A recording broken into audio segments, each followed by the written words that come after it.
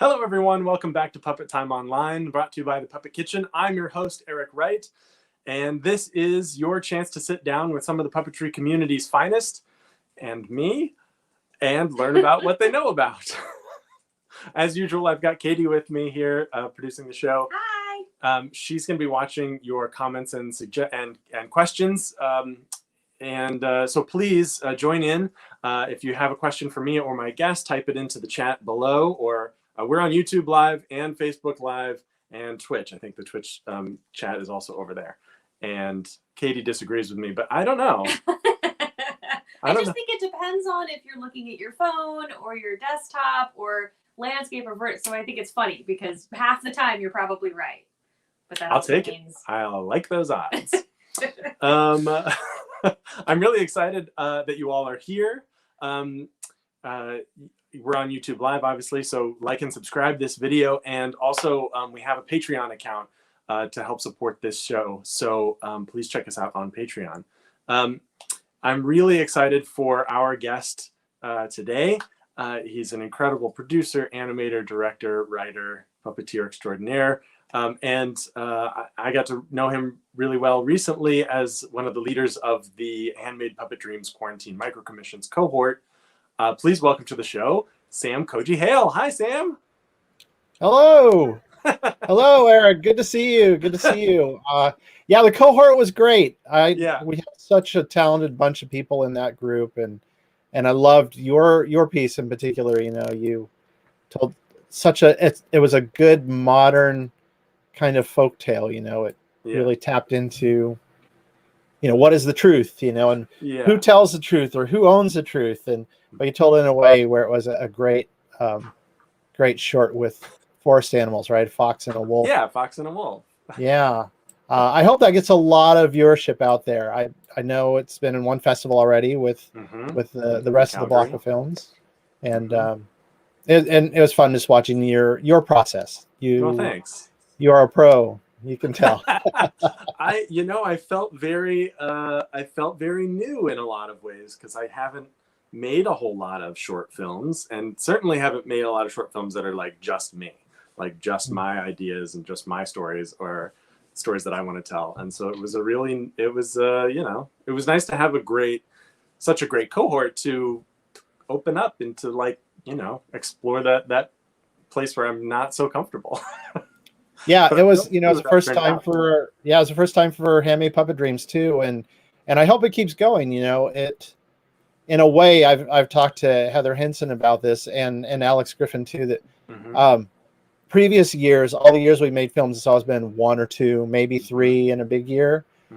So to do, I think we had 13 for the cohort.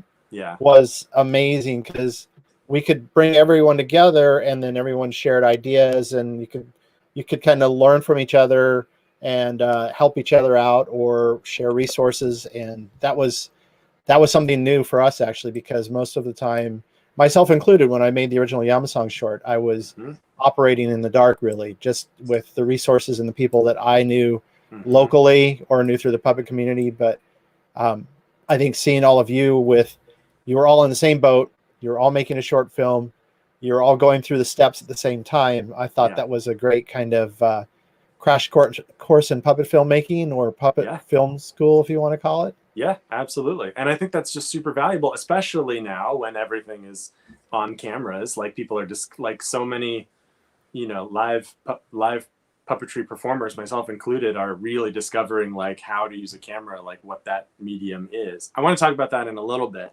but I always like to start the interviews with how I'm always fascinated with how people got into puppetry. I wonder if you could tell us a little bit about how you got into it. Okay, sure. The short version is I didn't get into puppetry till I was in art school San Francisco Art Academy, Mhm. Academy of Art University, and I was working on an illustration degree, and I was working on 14 illustrations. It would be a book illustration final exhibit. And as I was working on it, I felt like I just didn't have enough to tell the full story. And I was talking to one of my mentors, and he said, "Why don't you do a puppet show as part of your final show?" And I was like, I hadn't thought about it. I was like, okay, maybe, yeah, I'll look into it. And hopped online and found San Francisco Bay Area Puppeteers Guild, Oh, or cool. Guild of Puppetry, and went to my first meeting. And Dave Goles was the guest visitor, Wow. and he brought Gonzo. And Gonzo's my favorite character. I don't know if you can see behind me, but Gonzo's way up on that top of that shelf. He was my favorite Muppet. Yeah. And so I was stunned that you had Muppet performers coming to these guild meetings and doing talks and things. That was my very first impression. And then, and that was put on by, I think Patrick Johnson and Sean Johnson were in charge of the Puppet Guild at the time. So Mhm. that was an event put on by them, and it was amazing. And I just assumed all these Puppet Guild events were always going to have Muppet performers or famous puppet people. And that launched me right into it. And then after that, I took a writing workshop from Jerry Jewell, who was the Muppet head writer for years. Yeah. And so I was kind of going down kind of a Muppet path for a while. Karen Perel and Mhm. Mike Quinn were my first puppet teachers in the Bay Area, and then performance teachers. And then moved to LA and was still doing more Muppet style, but then got into theater and started doing tabletop. Oh, And cool. that completely changed my direction as far as doing tabletop puppets. And That's then I cool. thought, why not try to combine, the film TV aspect of Muppet puppetry with the real immediacy of tabletop puppetry with, multiple puppeteers bringing one puppet to life. And Mhm. Muppets do that too, to some degree, but, Mhm. bringing this new Certainly, style to film. yeah, certainly featured in your films to a large degree. Yeah. Yeah. I mean, I think the biggest thing is, you can pull back for wide shots, and see the full body of the character moving through the space where, Mhm. and with Muppet style, I think you have to cheat that a little bit, right? Mhm. Usually you're seeing waist up, but then maybe you throw in a few shots of the full body, or you throw in some shots of feet. So then the audience's brain patches it together and just assumes it's a full body the whole time. Yeah. You really use like the film and TV like film techniques to create the whole puppet. Like That's right. That's right. That's cool. Okay, so my follow-up question to this is, now that you're into puppetry, what keeps you here? What keeps you in puppetry? I think it's partly still the same thing as it was in the beginning, being able to tell a story in a unique way, with a unique medium. But I think as the years have gone by, it's also been the people, Uh-huh. the artists, working with artists, especially working on Yamasong, but also some of these other projects I've had since then, where I love being in the room with the other creatives, and we've got a shared goal or shared project. So, we've got builders working from the designs that maybe it's my designs or somebody else's designs, but working with a team of builders, working with a costumer. I love going to the fabric store as much as a costumer and picking out fabric, because it's Yeah. it's just so fun. It's a fun. wonderland. It is. Or I always tell people, it's puppetry to me combines most of the disciplines. Uh-huh. So when you're shopping for materials, you're going to the hardware store, you're going to the fabric store, you're going to the computer store. It's just about every store you have to go and pick up something somewhere. Yeah. The arts and crafts store. Uh-huh. Yeah. Yeah. There's definitely a lot of that. I love that. Yeah. So, I mean, during the pandemic, it's Yes. kind of made it a little harder, Mhm. but I think now, especially earlier, last year was really tough to get out and do stuff. Mhm. I imagine for the cohort, finding your materials and things could have been tricky during the early part of pandemic. Well, it's interesting, like having I don't know, for me personally, I embrace having restrictions placed on my creativity in some ways. You know, if I'm given open range to do anything at any time, like nothing will ever happen. So, so in some ways it's really nice to get some boundaries to say, like, here, you have to make this film, it has to be like this long, 6 to 8 minutes long.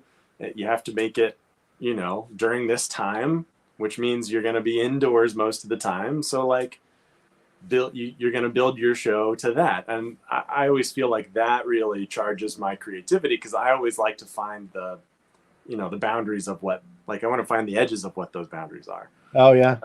I think that's the ultimate interpretation of finding a silver lining for the past year. It really helped my productivity. And yeah, focus. It really helped my creativity in a lot of ways by setting serious boundaries. Yeah. Well, and yours had boundaries. Yours was in a box the whole time, you know. Yeah, it all fit on one sheet. It was like, if it was, nothing was bigger than 8.5 by 11. Which is a great, like, use of the budget you can and make time. it as small as you want. Huh? What's that? Because it's on film, you can make it as small as you want. So that's right. I mean, people, when they see my puppets, they're always surprised at how small they are. Because I think, you have some of your Yamasong molds running around, didn't you? Yeah. There's the bird behind you. I love that one. Yeah, the bird's awesome. Oh, let me show you this. This was the show that shifted me to tabletop. Oh, cool. This was actually, let's see. Yeah, there you go. So this was a Japanese themed show, folktale, called Fox Lantern. And so we just developed these puppets that had a handle in the back and then a little thumb button for moving the head. That's great. Yeah. So he was, in a way, you could say he was my first real puppet that I designed and came up with the idea of how we're going to be able to perform these puppets. And the legs were so loose, you could do kind of just a real easy from below, up and down to get him to walk. So that was, and I've pretty much stuck with that size, more or less. Let's see. This is one of the Yamasong puppets. Oh yeah. This is Lord Gear that was voiced by Malcolm McDowell. Mm-hmm. And at the time the gearbox also moved. I've cut the cord since then, but you can still see the cord with a little bit of green tape left from production. That's amazing.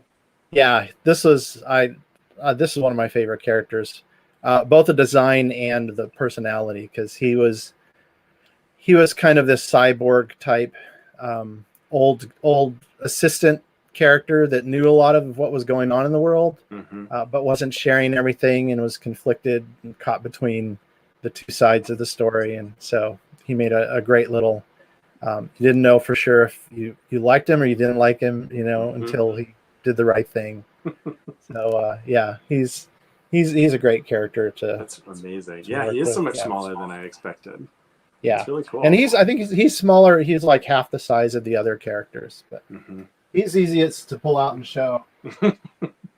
Who built these puppets? So for Yamasong, I did the designs and I sculpted a lot of the heads, and then worked with a team of builders. Rachel Mark, who works at Stupid Buddy a lot now, doing stuff like Robot Chicken. Samantha Fawaz, who I met at Bixpix working on Tumbleleaf, the animated show. Oh, right. And she, I think, was a SCAD grad. And so she was also one of the builders. They were the two main builders. And then we had a few people kind of float in and out. Oh, in the second half of the build, Adrienne Leonard came in, and who's she's on Crank Anchors right now and is at Stupid Buddy and various other shows. She was one of my performers too, one of the leads, and a few other people came in too. But yeah, so that's cool. It was kind of in phases. We had two phases, and there was one group that came in, and then there was a little bit of downtime, and then when we started back up again, some people had moved on, and we brought in new people and trained people. So builders. I maybe it's just the style that I do. It's sometimes hard to find builders to build this style of puppet. But we were kind of talking a little bit before the show started. I feel like LA has a lot of performers, Mm-hmm. but the pool of builders seems, to me at least, seems smaller than the pool of performers. Maybe it's because people come to LA to work as an on-camera performer, Yeah. you know. Yeah. But yeah. Do you have a question you want to throw in there? Yeah, Katie? we had a question. Oh, from Jess. Hi, Jess. Super fan, Jess. Hey, Jessica. You mentioned Muppet performers and writers you learned from. Who introduced you to tabletop style? Yeah, it's a really good question. Thanks. Yeah, it's a great question. So tabletop style. So I started working, when I started doing theater, I was working with Leslie Gray and Beth Peterson on a show called Pink Dress, which was a kind of bunraku slash many different styles of puppet type show. That was a story about her grandmother's experience in the internment camp, the Japanese American internment camp. Oh, wow. Cool. And so that was my first show as a performer and as a co-builder. And but it was Leslie's mother's story. And Beth came in kind of to give it that little bit of that heart of the beast kind of, Sure. you know. We had large giant puppets. We had little tiny puppets. We had little ant puppets at one point. They were super tiny. We had a giant face that was like the face of the teacher lecturing the students. It was made up of just, you know, a beach ball that was painted to look like eyeballs. So each puppeteer had a beach ball eye. Yeah. And, you know, a mouth that was, I don't even remember what the mouth was. It might have been a blow up swimming pool, Yeah. you know, one of those, you know, that, Yeah, like a that kiddie pool. you know, do this to make That's it cool. look like your mouth. Yeah. Yeah. So that one definitely launched me into seeing puppetry above and beyond. I mean, Uh-huh. hands-on. Yeah. Prior to that, I started really expanding and exploring what kinds of shows were out there, you know, and I'd seen, what was it called? Far Side of the Moon. I think I saw that at Berkeley. Oh, cool. That was a live theater show by Robert Lepage. Mhm. He's a French Canadian, Mhm. you know, theater director. And then I saw I saw a Julie Taymor show. The one that was all Commedia dell'arte masks. Oh, cool. Yeah, yeah. So those, you know, just seeing shows started getting me thinking, how are different ways to, you know, incorporate puppetry into storytelling? When you were learning, when you were learning about tabletop style, or sort of learning to be a performer in a totally different style than Muppet style, were there things that stood out to you that as you were learning it, there was like, oh, this is a good translation of Muppet style into performing live? Or I know there are so many people who start up in Muppet style because it's so prevalent, because it has such wide distribution, and that's great. Yep. And I'm really excited about live theater puppetry. And so I'm really curious, like what stood out in that transition? Let's see. I mean, the common thing was you did have, you know, like with Muppet style, I did participate in a few events here in LA where I was like an assist puppeteer, so helping out with hands. Like a I got to puppeteer with Victor Yared and be his hands on a show, Yeah, cool. which was pretty fun. And so there's that aspect, you know, where you're kind of anticipating the other person's, you know, movement or what they're going to do and trying to match that, right? So tabletop has that aspect, but then you add the feet in. So then you have three people all trying to, you know, the three-headed, armed leg beast people performer thing that it is, you know? We call them puppeteers for short. Yeah, right. right. And so I love that energy between all the puppeteers, you know, and learning to kind of work together, and then the fun behind, you know, backstage or whatever, you know, like leaving little gifts for the other puppeteers inside their puppet props and stuff like that, you know. Of course, right before the show starts, so then Naturally. they're discovering in the show these little pranks and gags. So I love that part of it. And yeah, to me, you know, they're similar. I mean, it's all similar versions of the same thing, right? It's just kind of moving. It's either how it's controlled, if it's from above or below, and what's the final look and presentation of it. But we're still using inanimate objects to tell a story. You know, creating characters to tell those stories. I think that what drew me to tabletop was partly the Japan connection. because of Bunraku, and I had lived in Japan 3 years, and I had actually worked with a Bunraku troupe a few times as an interpreter, and I traveled with them a few times, and that. But it's funny, I wasn't drawn into puppetry back then. It wasn't until art school, and then meeting the Muppet people, and then starting to learn puppets that way. That then I got really involved. That's really cool. How do you decide when you're putting a show together, when you're putting a film together? How do you decide what the puppetry is going to be like, or what is your approach to bringing puppetry into a story? That's a good question. It's a couple different things. One, it's the story itself, the bigger, broader, general story. Who are your main characters, and those are going to be your multi-purpose, all-in-one puppet. That puppet needs to be able to do a lot of stuff. So over the years with the tabletop puppets, I've developed different systems for, where to attach rods and where, where I even had a point where puppets could break apart. If you wanted just a waist up, you could break the puppet apart, but that started becoming really hard to do, especially for filming. It's like just to have the whole body and, just do a medium shot with a camera. But things like that, and I never felt like we needed to be pure about anything. It wasn't pure tabletop. It wasn't pure shadow puppets. It wasn't pure marionettes.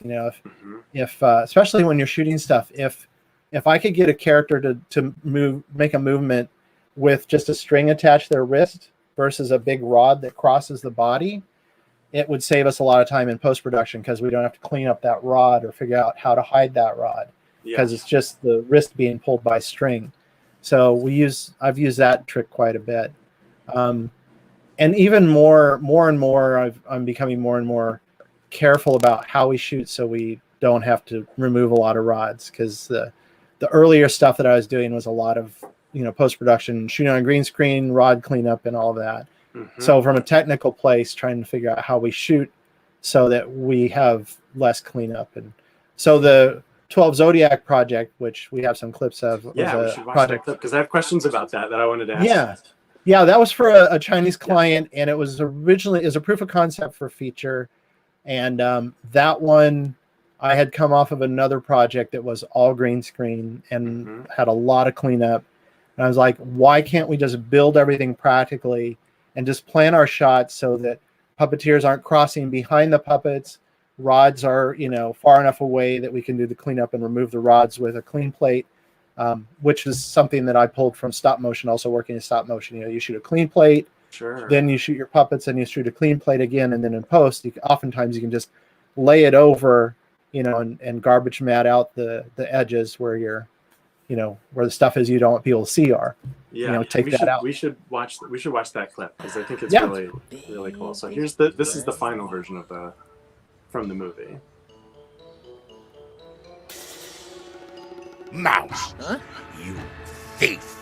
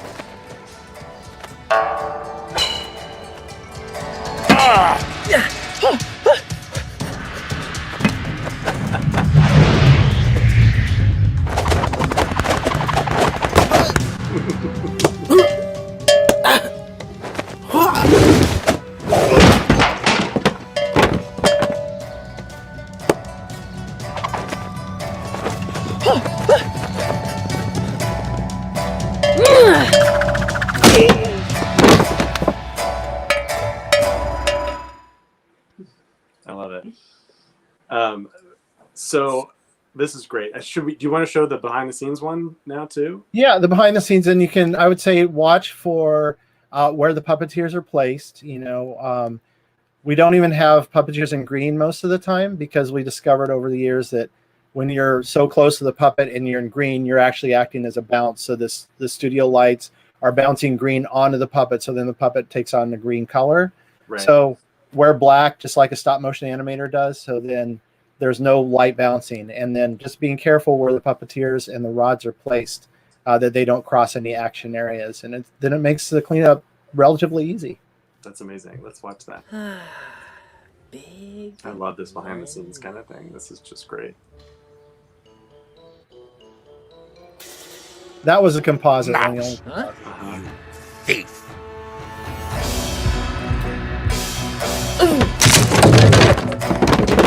Yeah, you can see puppeteers are wearing black. I mean, like so much of it. Yeah. It's great. And there's your puppeteers, DJ Geyer and Adrian Leonard. Yeah.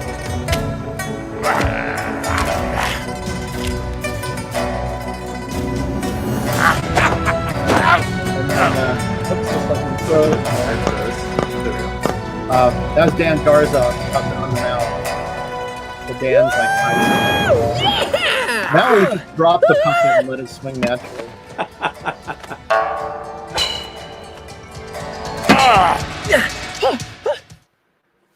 That's so great. I mean, I feel like my biggest question after seeing that is, why doesn't everybody do that? Yeah.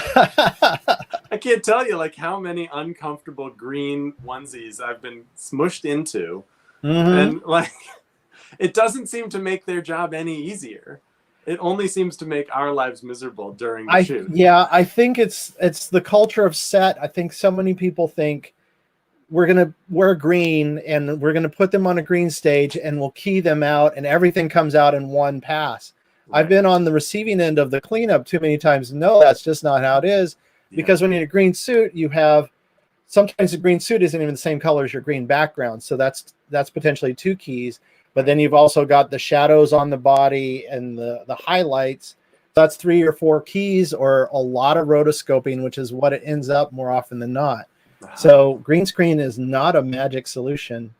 And I've learned that the hard way over the years. It's so nice to hear someone say it who actually knows what they're talking about. Because I say it all the time. And they're like, oh, you don't know.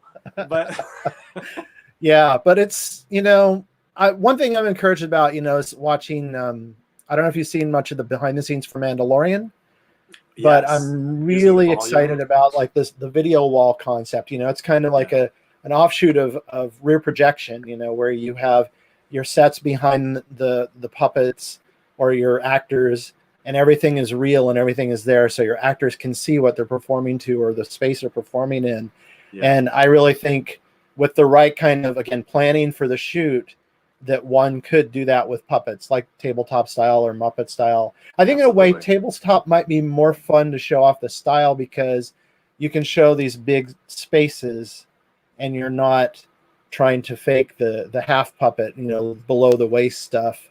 If you've got the full body of the puppet, if you can just hide those puppeteers on the side, then you can show your puppet in your character in their full environment, full body.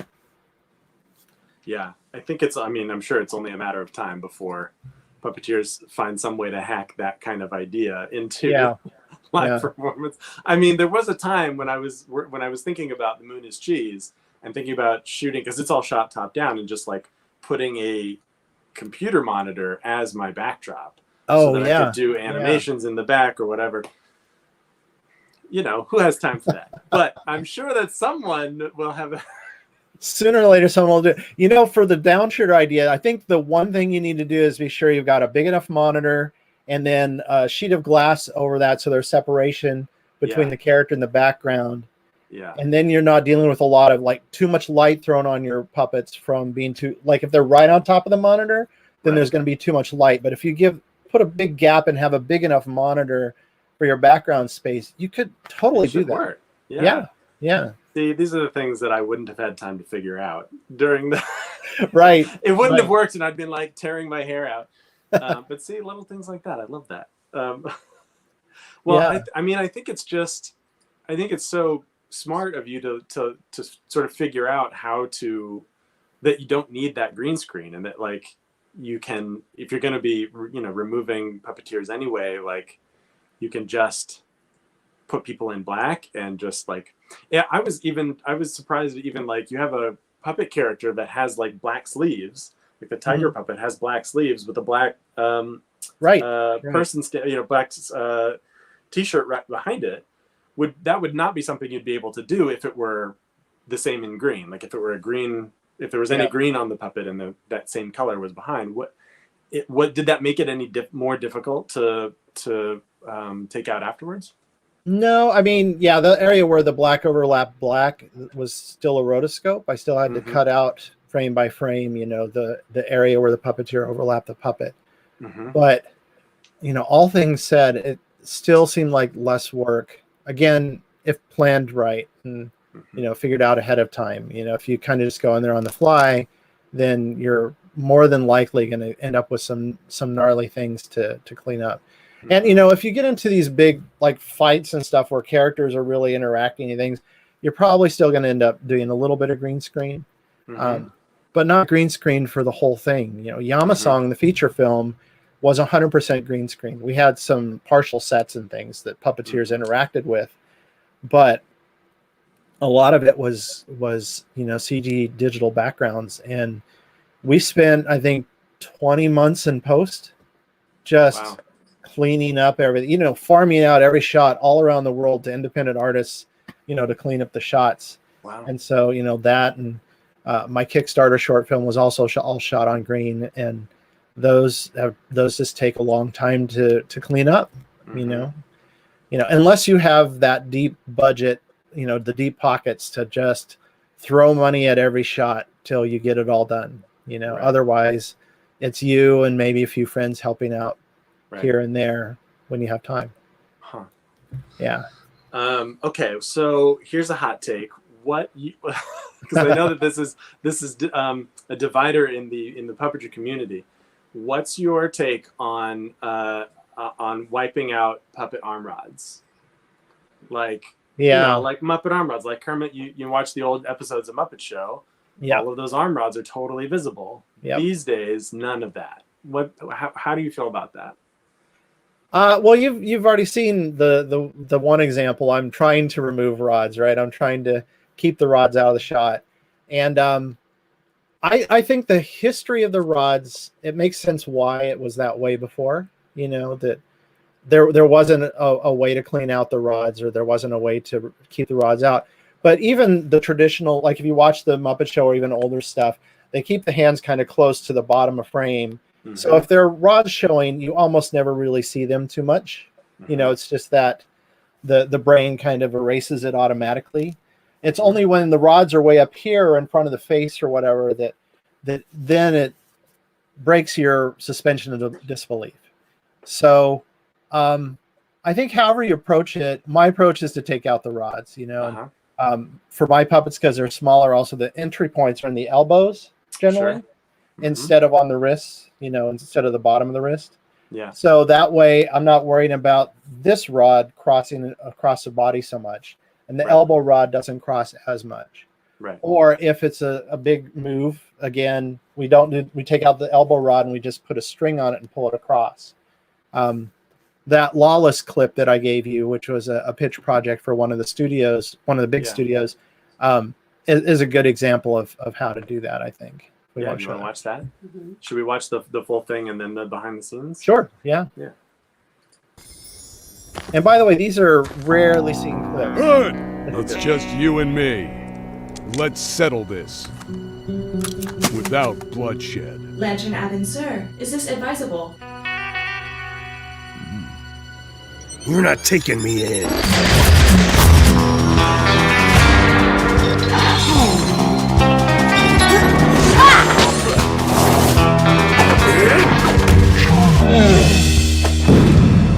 That's definitely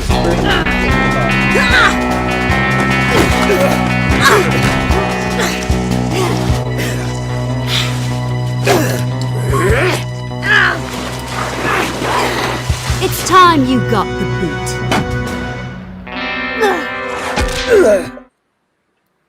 Amazing. Yeah. So if you pull up the comparison, the before and after, you'll see, watch for strings on the puppet, when they're fighting and throwing punches, it's more strings pulling across versus rods in the elbows. And I'm trying to think what else to watch for.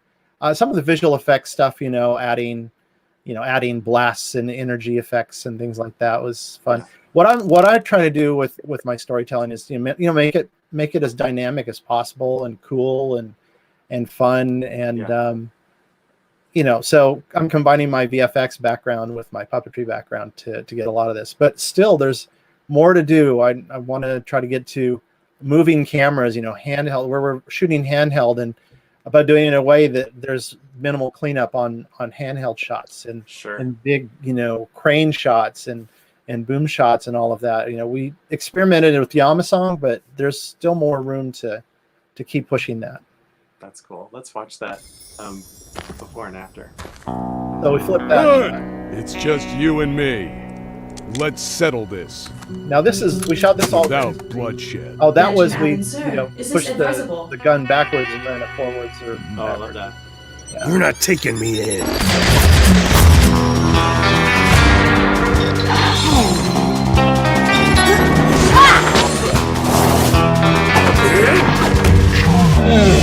String.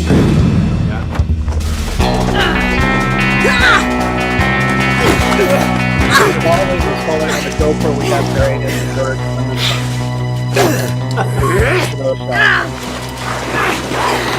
It's time you got the boot. They also animated her mouth covering too when she talked. So there are some shots where it actually is moving to suggest there's a mouth under there, actually, moving the fabric. That's neat. So, I love also his eyebrows were animated in post. Right, for that nice close-up shot where he squints, that was a little bit of animation just to bring some life, selectively bringing life to the performance, or enhancing the performance. Yeah. Do you feel, what are some of the other ways that you feel like because you have quite a bit of background in animation, like you said. What do you feel like are some of the other ways where animation and puppetry overlap, or some of the biggest differences between the two? Well, the biggest one right off the bat is with live puppetry. It's live and it's immediate, right? So your performance you get, or you do 2 or 3 or 4 takes till you get the performance that that the director likes or that you like if it's your own project or whatever. Where with animation, you spend a lot more time trying to get that performance.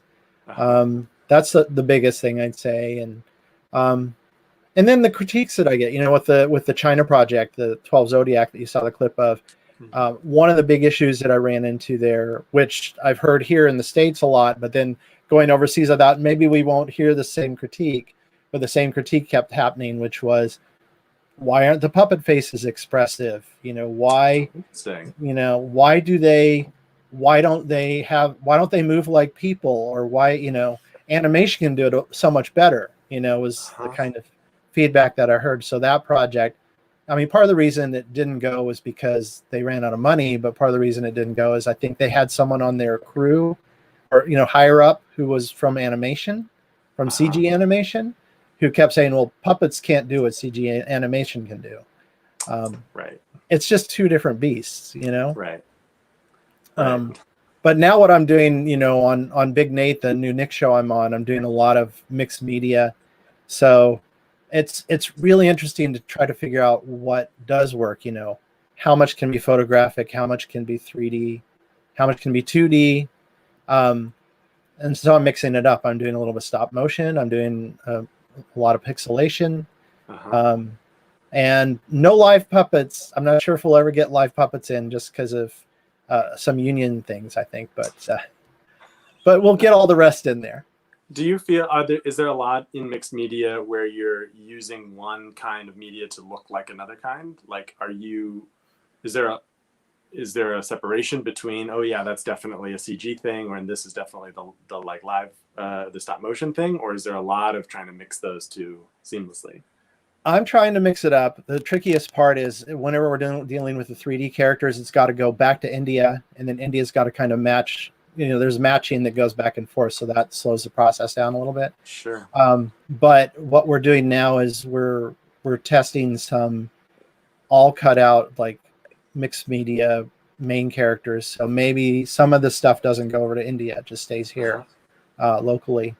And you know, one thing I learned from working in puppetry is that anything can be anything else. It's more, you know, a texture or a color or a shape, and then you can make it into whatever you want it to be. So now I'm just having fun, you know, using materials to create the illusion of other stuff. Yeah. Do you find yourself thinking about, like, if I was going to do this as a puppet, how would I approach it? Or is your puppetry background influence how you sort of drive the, you know, stop motion or CG character work? Yeah, I think I bring, you know, a lot of my experience that way. I was working on a character who was talking the other day. He was just laying on a bed and talking. And I was like, okay, you know, I was playing it out with my hands, like, if the character's talking like this, you know, what's his performance going to be? Yeah. And then trying to think, how do I translate that into, frame by, or every 2 frames animating to get that same kind of movement. And I've experimented with some other things, you know, some digital motion capture, I guess you could say, some rudimentary motion capture where I put tracking marks on an object and then move it in front of the camera. Then I bring the footage in, and then I track the movement of that translate that into the character.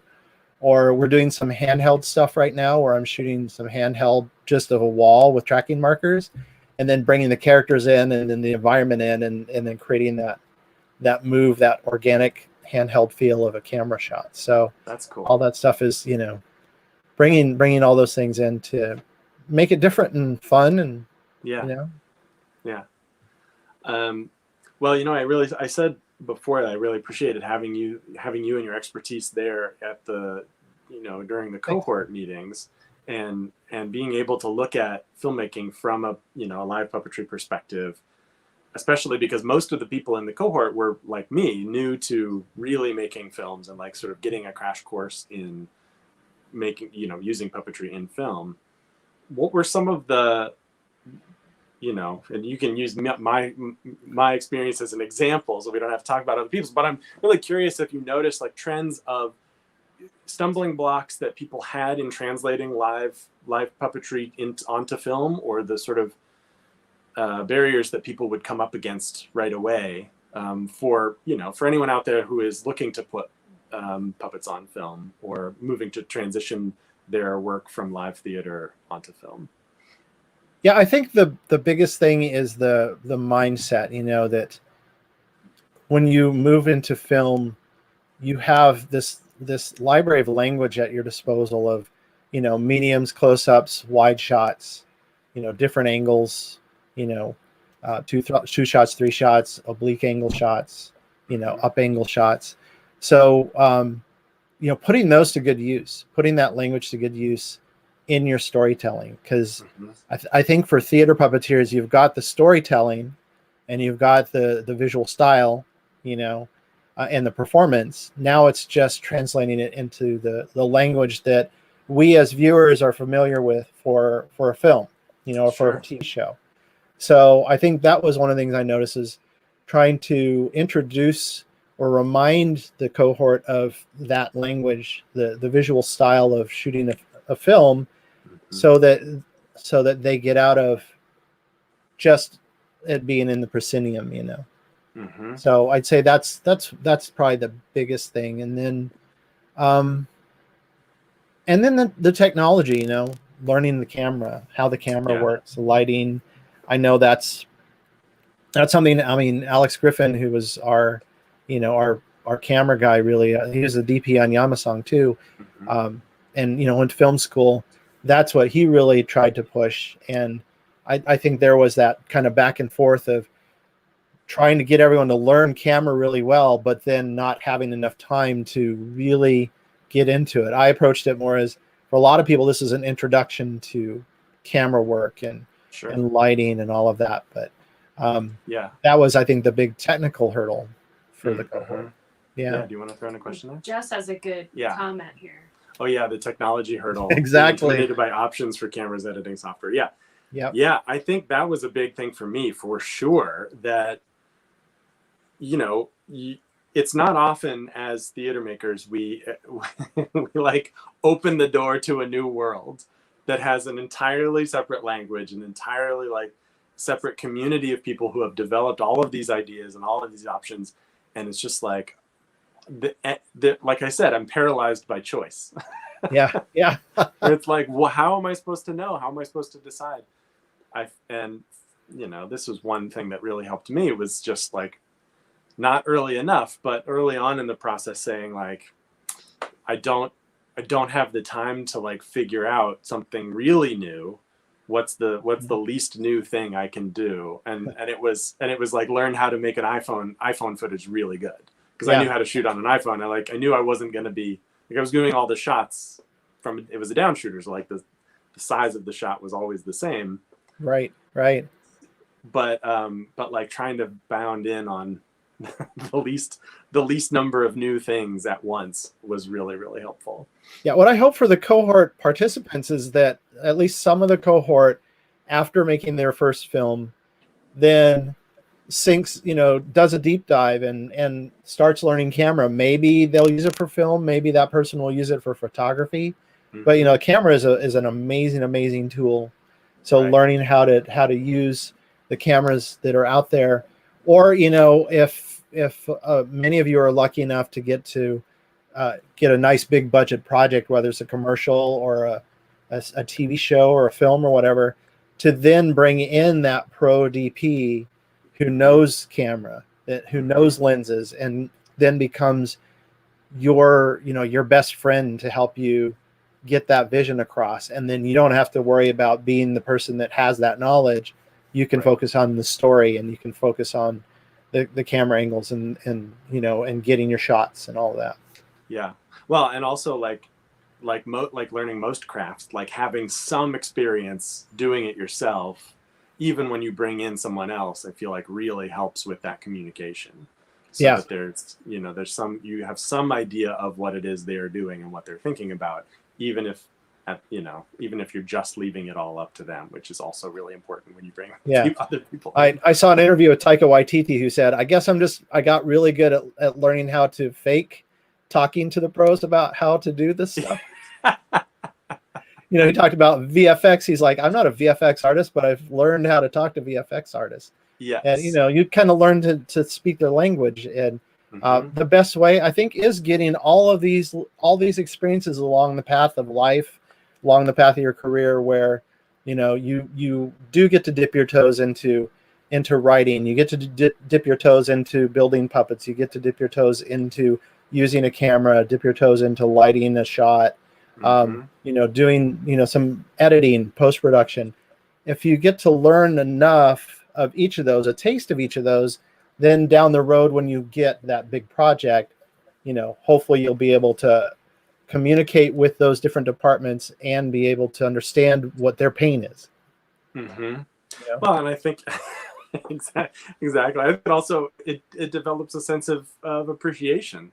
When you are like, I look at movies a little bit differently now, knowing about like how I can like start to see the editing a little bit more, and it starts to add a layer of appreciation for all the hard work that is going into making this story.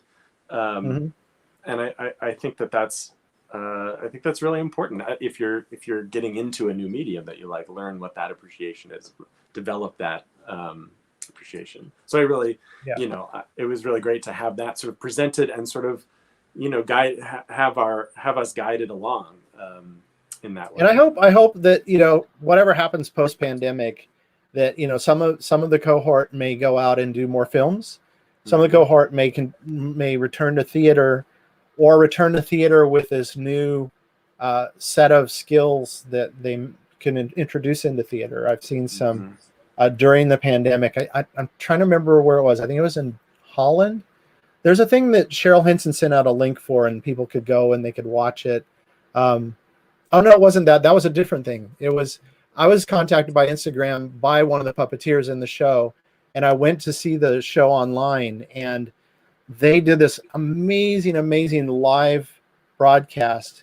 There was a show about a woman who's a nurse dealing with COVID and,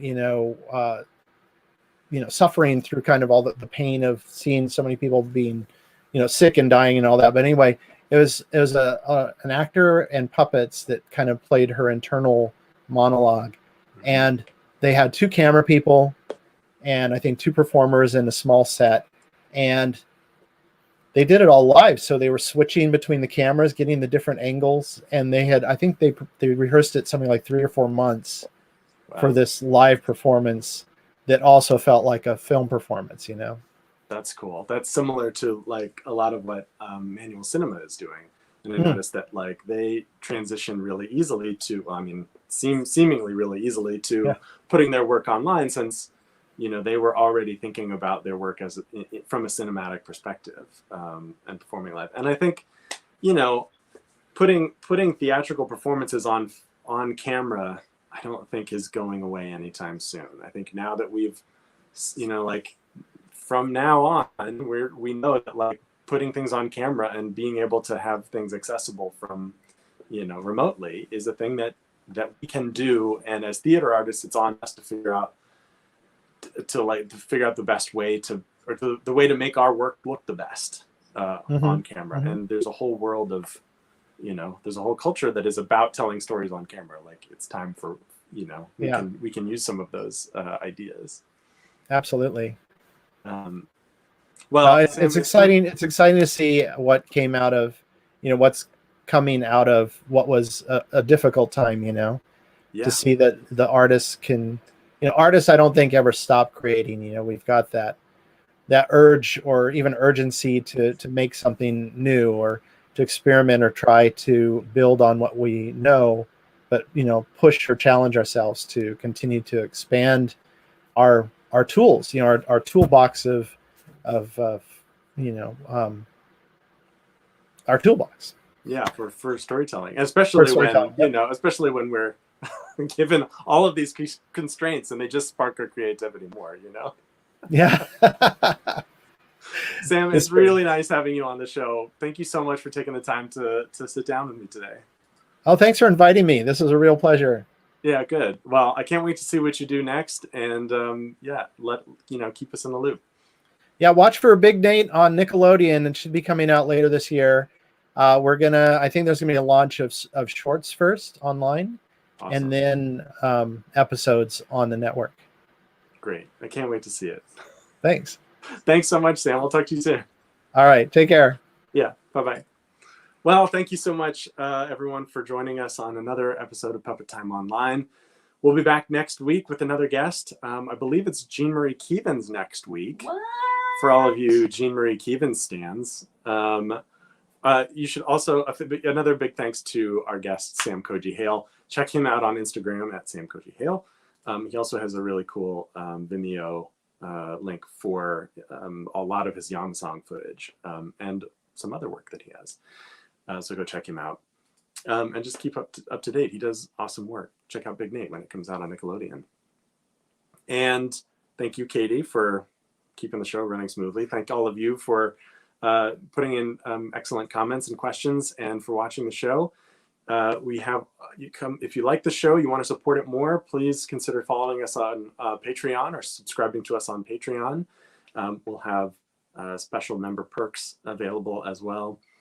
And we'll be back next week, Wednesday at 2:00, right in the middle of the week. That's 2:00 Eastern time.